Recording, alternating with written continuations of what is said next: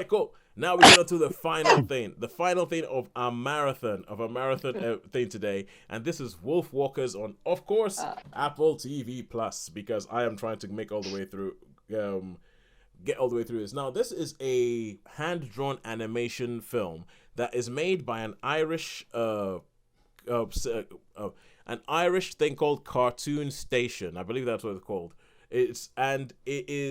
They are known for making I think most of the stuff they've done has been hand drawn, but almost everything that they've done has been Oscar nominated because people say it's quite good, it's quite nice, but it comes from quite an Irish perspective. And over the last couple of weeks, I have told you that when we spoke about Prey, I spoke to you about how I see colonialism everywhere. It's just where my mind is at the moment. I see colonialism everywhere. It wasn't very hard with this film because this film is about colonialism, but it's about colonialism in Ireland. So I don't know exactly what time period it's set in, but I guess it's probably pre-industrial. But you have this people in an Irish village, and you have the English people who've been sent over, like they call them something like the Grand Master General or something like that, who has been sent over to Ireland, and he's essentially been sent by the King of England. He's in Ireland, and his whole thing is, I'm going to come civilize this place, and I'm going to cut down the forest, and I'm going to build like a town and stuff like that. And that's what he's supposed to do. You have a dad who is played by Sean Bean, and the animation of this, because it's undeniably Sean Bean's voice. When you hear the voice, you go, okay, that's Sean Bean. But even though the animation style of Wolfwalkers is not particularly lifelike, but they have managed to do, in their sort of weird, angular, sort of big-legged, small torso way, it looks like Sean Bean. You're like, oh my god, that does actually look like Sean Bean. Wow. Yeah, and it's so he plays the dad, and he has a daughter who, and his job, he's the Wolf Finder General. That's it, Wolf Finder General, and his job is to go into the forest, catch all the wolves, and get rid of all the wolves, because then they can knock down the wall, they can knock down the forest, and then they can civilize the place. So there were a lot of these things that are triggers for me, quite frankly, that when it, like, the whole colonialism thing of going out there and the whole idea of civilizing this place because these people don't do the things the way we do them back in London. And I was just kind of like, already I was like, okay, I think I'm going to like this film. Come on, down with the bad English people.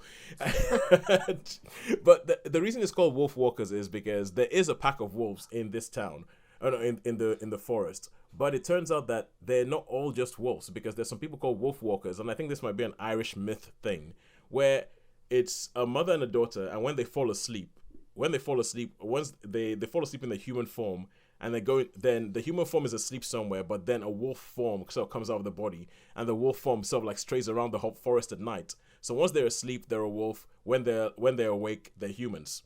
And this girl who is the Sean Bean character's daughter, I can't remember anybody's names. The Sean Bean's character's daughter, who has been brought over from England. They never really mentioned their mum. I think there's not sure whether her mum is dead or whether her mum is back in England. And she sort of follows her dad around because she just wants to hang out with her dad. And dad is like, no, it's dangerous. Go back home, lass.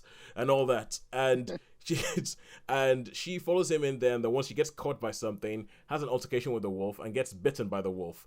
Then when she falls asleep, she starts finding out that she starts having weird dreams. And she turns out that the Wolfwalkers, if a Wolfwalker bites you, you become a Wolfwalker yourself. And then it becomes this whole thing, which I think is really it becomes an allegory, because there's the whole sort of like, nature versus industrialization. Is it right to cut down forests if you want to build this whole thing? There's the whole colonialism thing, because it's like the Irish versus the English.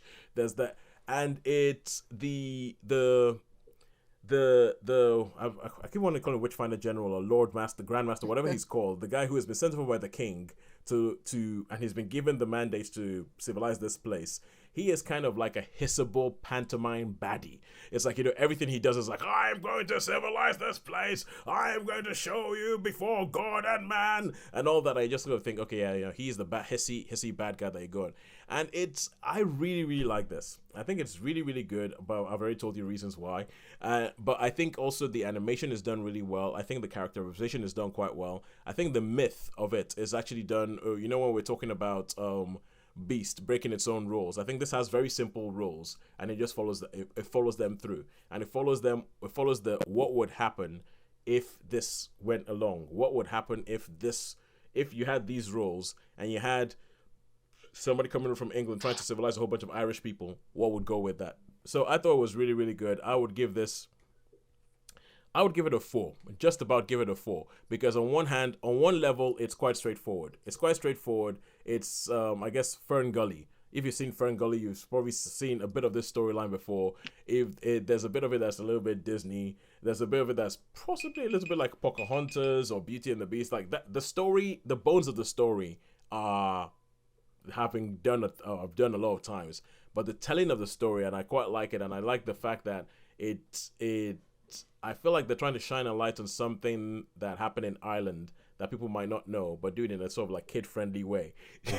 So it's a bit subversive, which I kind of like. So I would give Wolfwalkers a 4 out of 5, and I would recommend that everybody with Apple TV 5-point things go find Wolfwalkers. Although, so Sharon, I said I think you would like it, but also hate it. Hate it because, of course, it's animated and it's your kryptonite, but like it because of the period setting and because of the way that the story is told. And also the Irish connection, because I know your family have some Irish roots. Yeah, way back. Yeah, way back. Yeah, cool. We're talking about 700 years back, but which is probably when this film was set. So we're all good. So we're all good. So yeah, but yeah, that's it. So